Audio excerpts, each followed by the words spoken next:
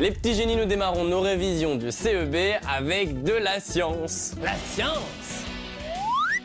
Je vous ai sélectionné tout un tas de notions hyper importantes à bien maîtriser pour les différentes épreuves. Alors c'est ça qu'on va passer en revue ensemble aujourd'hui. Let's go!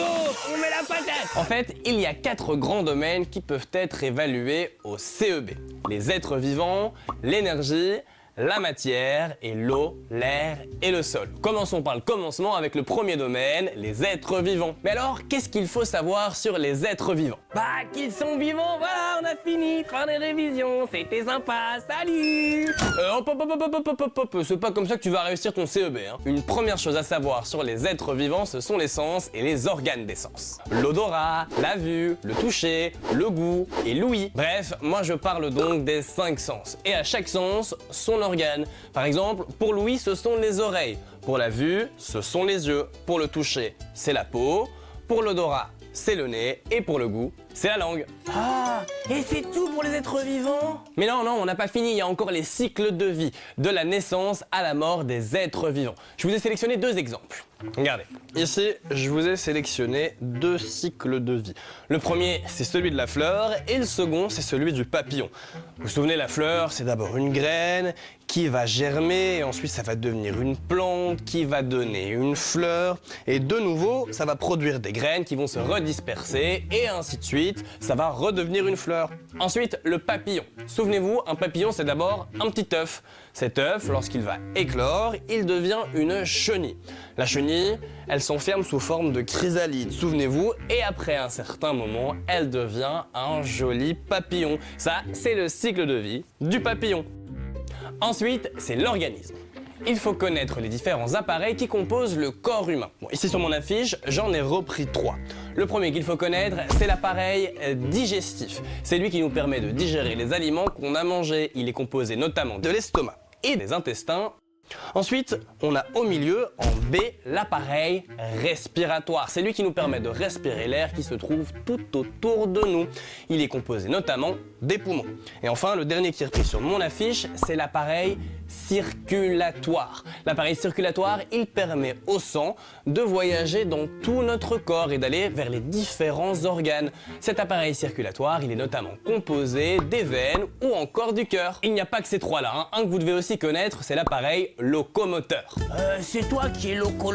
Mais non, enfin, l'appareil locomoteur, c'est celui qui permet le mouvement de notre corps et le maintien de notre posture. Cet appareil, il est composé notamment des os et des articulations. Bon allez, un petit dernier que vous devez connaître, c'est l'appareil tégumentaire. Tégumentaire. En fait, l'appareil tégumentaire, ça désigne l'ensemble des structures qui recouvrent et protègent notre corps. C'est le cas de la peau, des cheveux, des poils ou encore des ongles. Retenez donc bien le nom de ces appareils et ce à quoi ils servent. Bon allez, il y a un dernier point qu'on doit voir dans le domaine des êtres vivants, c'est la classification animale. Bon, comme on a déjà fait une émission là-dessus, je ne vais pas y revenir en détail, mais n'hésitez pas à aller faire un petit tour sur Ovio Kids pour retrouver la leçon sur la classification animale. Je vous mets le lien juste en dessous. Alors, nous avons fini pour le domaine des êtres vivants, passons au domaine numéro 2, l'énergie. Énergie 3000, je vais être à fond avec ça. Eh ben détrompe-toi, c'est vraiment mauvais pour ta santé ces boissons énergisantes. Tu ferais mieux de boire un bon verre d'eau pour t'hydrater et pour faire du bien à ton cerveau. La première notion à bien comprendre dans le domaine de l'énergie, c'est l'électricité et les circuits électriques simples. Nous, on voit les bons et mauvais conducteurs.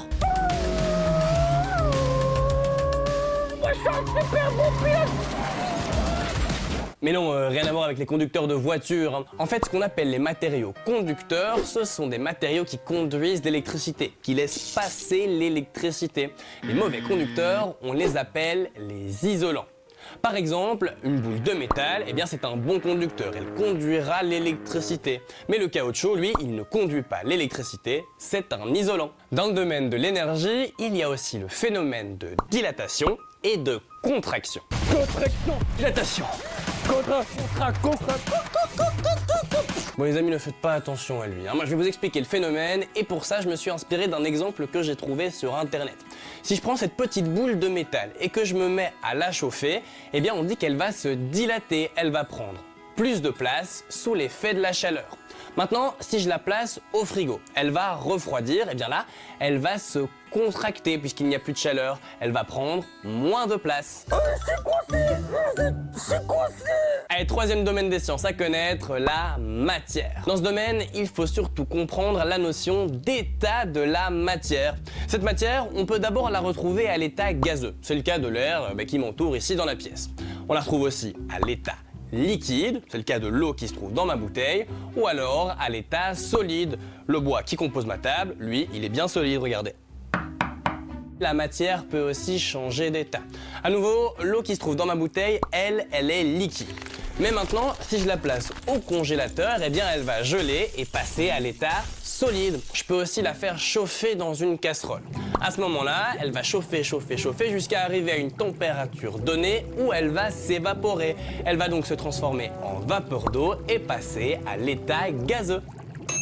Le domaine suivant que nous allons réviser ensemble, c'est l'air, l'eau et le sol. Je suis le maître de l'air. Mais pour le CEB, je serai aussi le maître de l'eau et du sol. En fait, dans ce domaine, on va surtout étudier l'eau. Alors, via les différentes formes de l'eau qu'on retrouve dans la nature, via les changements d'état dont on a déjà parlé, mais aussi via quelque chose de très important, le cycle de l'eau. Madame, monsieur, des averses ce week-end tout le long du sillon Sambre-et-Meuse jusqu'en fin d'après-midi où on retrouvera un ciel dégagé côté température, des minima à 9 degrés et des maxima allant jusqu'à 17 degrés par endroit. Exactement, le cycle de l'eau, ça a quelque chose à voir avec la météo. En fait, lorsqu'il fait chaud, l'eau va s'évaporer et se transformer en vapeur d'eau qui va se mettre partout dans l'atmosphère.